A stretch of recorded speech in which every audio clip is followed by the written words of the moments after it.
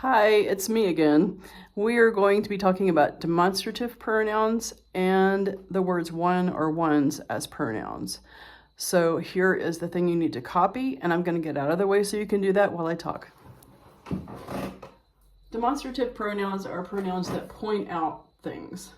And this is basically the same thing as like esta, esto, ese, all those things that I have trouble knowing the difference between them in Spanish.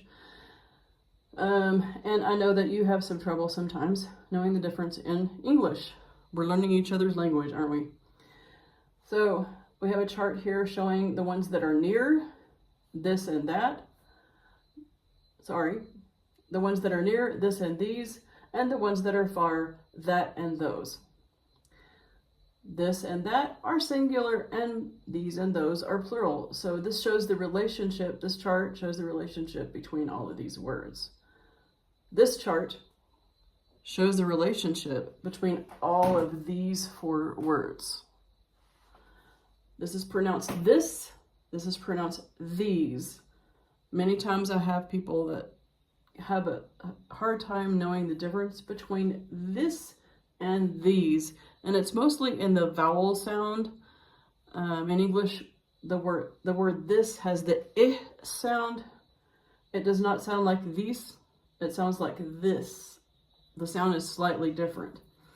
And so hopefully you can learn the difference. Also, just as a rule of thumb, on these demonstrative pronouns, the ones that are plural have E on the end. Some sentences, for example, this car is cheaper than those other cars. So I have a car that's closer to me that I'm talking about, and some other cars that are a little farther away. And the next sentence, these houses are closer to school than that other one. So I'm talking about a group of houses that are closer to me, and another one that is farther from me. And so that takes care of the demonstrative pronouns. We will have some exercises on that. Then we have the word one. One is a number, but it's also can be used as a pronoun.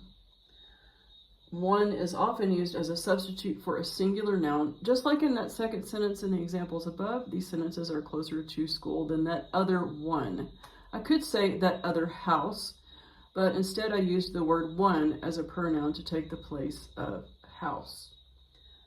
It can come after a descriptive adjective, like in this sentence, I'll take the red one. Or after this or that, like this, I don't want that one. And notice that when I'm saying these, whenever I use the word one, it's not going to be emphasized. I don't stress that word. I don't say, I don't want that one. I say, I don't want that one. That's how we speak. Ones with an S on the end is used as a substitute for a plural noun after a descriptive adjective, like this. The blue ones are better. But not, this time we're not going to use them after demonstrative, not after these or those. You don't say, do you want these ones? The word ones is unnecessary there because these is already a pronoun. We don't need a pronoun after these. So it should be, do you want these? Hopefully that clears up some things. And I hope that we get to go back in present soon. Si Dios quiere.